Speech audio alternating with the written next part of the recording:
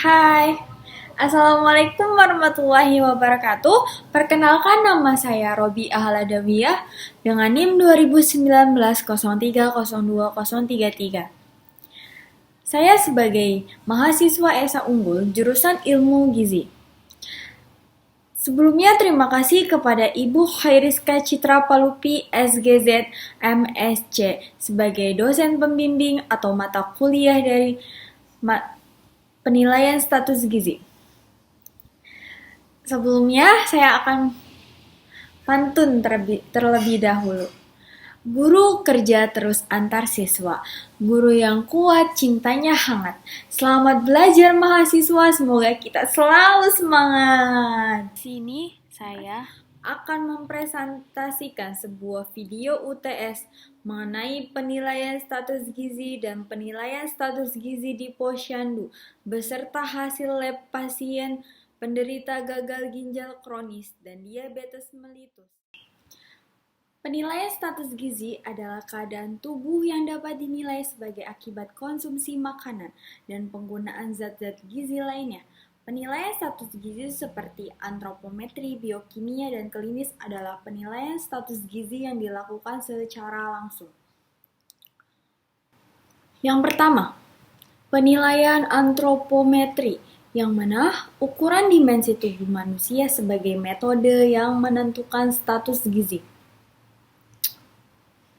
Proses penilaian antropometri dengan panjang DEPA meliputi 1. Subjek yang diukur harus memiliki kedua tangan yang dapat direntangkan sepanjang mungkin dalam posisi lurus lateral dan tidak boleh dikepal. Subjek berdiri dengan kaki dan bahu menempel melawan tembok sepanjang pita pengukuran ditempel di tembok. Pembacaannya dilakukan dengan skala 0,1 cm mulai dari bagian ujung tengah kanan hingga ujung jari tengah kiri. Yang kedua, proses penilaian antropometri dengan ruas lingkar pinggang panggul meliputi 1. Cara pengukuran lingkar pinggang dilakukan pada titik tengah antara tulang rusuk terakhir dengan iliac crest. Pita pengukur harus menempel pada kulit, namun tidak sampai menekan dan sejajar dengan lantai. Juga sebaiknya pengukuran lingkar pinggang dilakukan ketika akhir respirasi. Secara pengukuran, lingkar panggul dilakukan dengan menentukan letak bagian atas simfisis pubis dan bagian MX bokong dengan benar dan pastikan pengukuran sejajar. Pengukuran lingkar pinggang panggul dilakukan dengan mengukur bagian pinggang pada lingkar terkecil, biasanya tepat di atas pusar, dan pengukur bagian panggul pada lingkar terbesar mengitari bokong. Selanjutnya, pemeriksaan biokimia merupakan pemeriksaan yang berhubungan dengan sampel darah di laboratorium. Proses uji biokimia dilakukan di laboratorium dan diambil oleh petugas laboratorium atas rekomendasi dokter. Seperti halnya pengambilan darah yang bertujuan untuk mengetahui suatu penyakit oleh pasien. Pemeriksaan klinis merupakan pemeriksaan yang dilakukan dengan memeriksa indikator yang berhubungan dengan defisiensi zat gizi. Prosesnya meliputi yang pertama, dilakukan dengan mendeteksi secara dini guna melihat tumbuh kembang seseorang. Adakah masalah defisiensi gizi maupun kelebihan gizi dengan menentukan amnesis, yaitu pemeriksaan yang dilakukan dengan wawancara pada pasien. Dilakukan pemeriksaan fisik dan penunjang bila perlu dilakukan. Tentunya dilakukan oleh ahli gizi ya, dengan membandingkan kondisi seseorang dengan ukuran normal pada umumnya. Dalam penilaian status gizi di Posyandu, jadi selama pandemi berjalan kegiatan penilaian status gizi di Posyandu itu berubah dengan dilakukannya kegiatan swapping dari rumah ke rumah. Jika posyandu mulai aktif lagi, maka dilaksanakannya kembali. Tapi adanya pembatasan klien seperti dibagi dalam beberapa jam.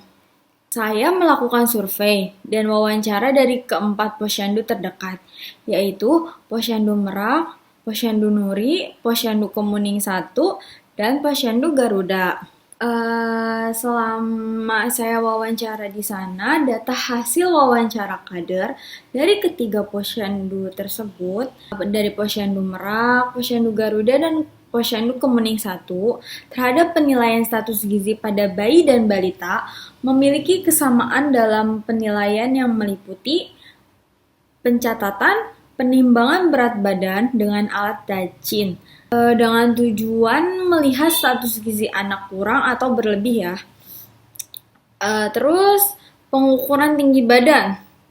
Tujuannya untuk mengukur massa tubuh anak sesuai tinggi badan yang normal atau mengalami stunting. Kemudian pengukuran lingkar kepala. Tujuannya untuk melihat perkembangan syaraf anak apakah ideal atau tidak. Jika anak mengalami malnutrisi atau ada beberapa masalah yang terjadi di posyandu tersebut, maka kader memberi edukasi dan pemantauan gunting kuku guna melihat kebiasaan dan kebersihan setiap harinya. Kemudian akan dilakukannya pemberian makanan tambahan berupa biskuit bayi. Lalu akan diberikan kapsul vitamin A, yang mana pada bayi usia 6-11 bulan, kapsulnya berwarna biru, dan bayi usia 1-5 tahun, kapsulnya berwarna merah.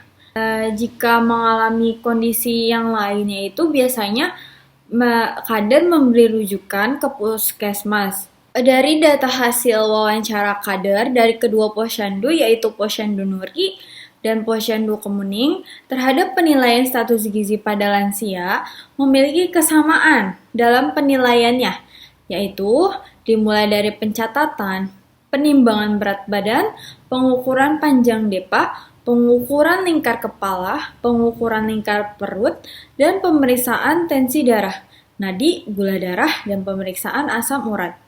Pada setiap lansia yang ke posyandu, wajib memiliki buku KMS, Kartu Menuju Sehat Lansia. Biasanya, masalah yang terjadi di Posyandu Nuri adalah lansia mengalami asam urat, dan di Posyandu Kemuning 1, lansia mengalami hipertensi. Nah, bagi lansia yang mengalami masalah kesehatan tersebut, kader biasanya memberi rujukan ke puskesmas dan akan diberi PMT atau pemberian makanan tambahan berupa makanan sehat seperti puding. Selanjutnya, dari hasil wawancara, kader dari ketiga posyandu, yaitu Posyandu Merak, Posyandu Garuda, dan Posyandu Kemuning 1, terhadap penilaian status gizi pada ibu hamil dan ibu menyusui memiliki kesamaan dalam penilaiannya yang meliputi dilakukannya pencatatan, penimbangan berat badan, pengukuran tinggi badan, pengukuran lila, pengukuran fundus, dan pemeriksaan tensi darah guna melihat bagaimana perkembangan dan kesehatan ibu. Bagi ibu menyusui, terdapat pengecekan payudara guna memantau tanda kecukupan ASI yang dihasilkan apakah mencukupi bagi bayi atau kurang mencukupi. Para kader berkata kepada saya, menjadi kader itu adalah kegiatan yang mulia dan sukarela. Analisis penilaian status gizi dengan rekomendasi Kemenkes.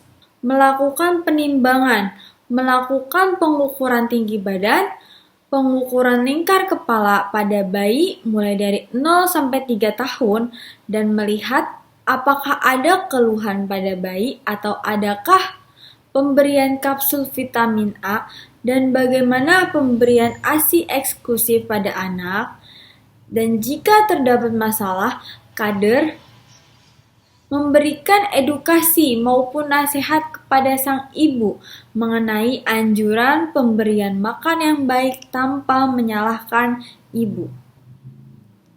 Yang kedua, pada penelitian status gizi lansia dari kedua posyandu, yaitu Posyandu Nuri dan Posyandu Kemuning 1, belum memenuhi kriteria penilaian menurut rekomendasi Kemenkes, mana meliputi tidak adanya pengukuran alat skin fold yang berguna untuk mengukur lemak bawah kulit pada lansia, di mana pengukuran ini berguna sebagai penentu lansia mengalami kelebihan maupun kekurangan pada tubuh.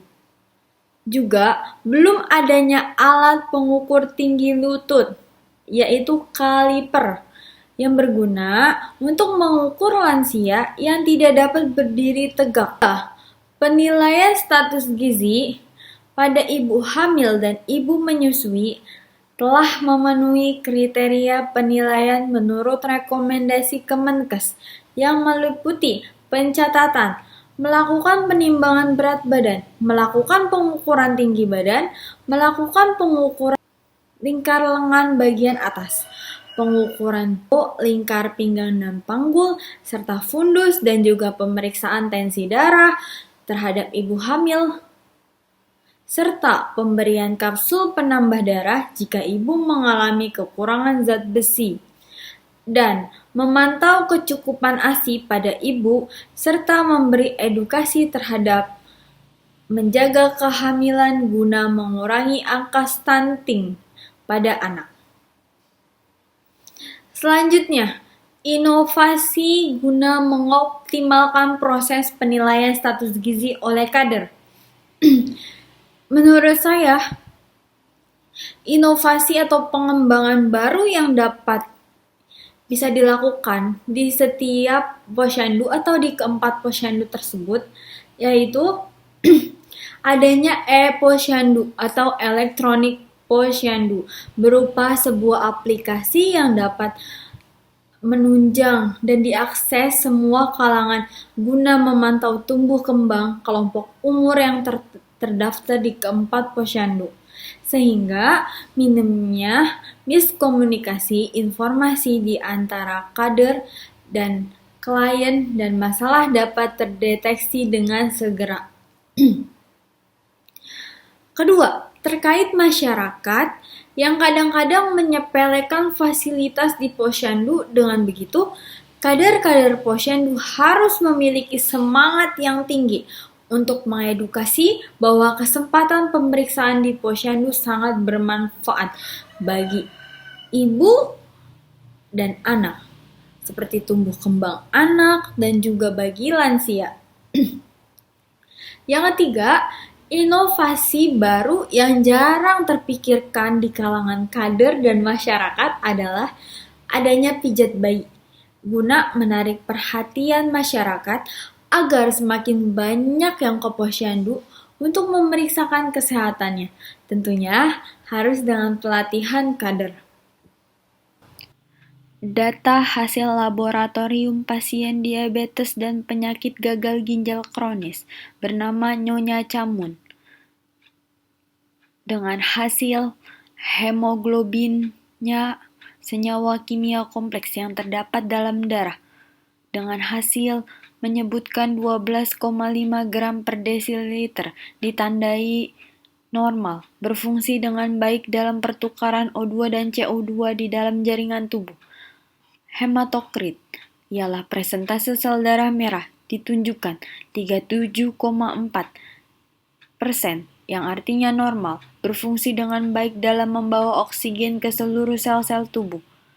Leukosit, sel darah yang mengandung inti, disebut juga sel darah putih, ditunjukkan 12,75 10 kubik mikroliter, yang artinya pasien ini mengalami infeksi bakteri di dalam tubuh dan tidak dapat menjalankan fungsinya sebagai imunitas terhadap penyakit di aliran darah manusia.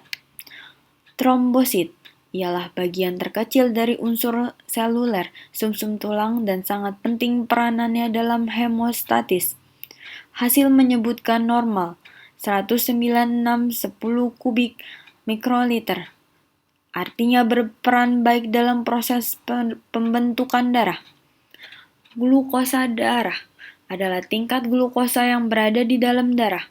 Menyebutkan 339 mg desiliter, yang artinya pasien menderita diabetes mellitus karena hiperglikemia tidak dapat berfungsi lagi sebagai bahan bakar atau energi bagi proses aktivitas di dalam tubuh.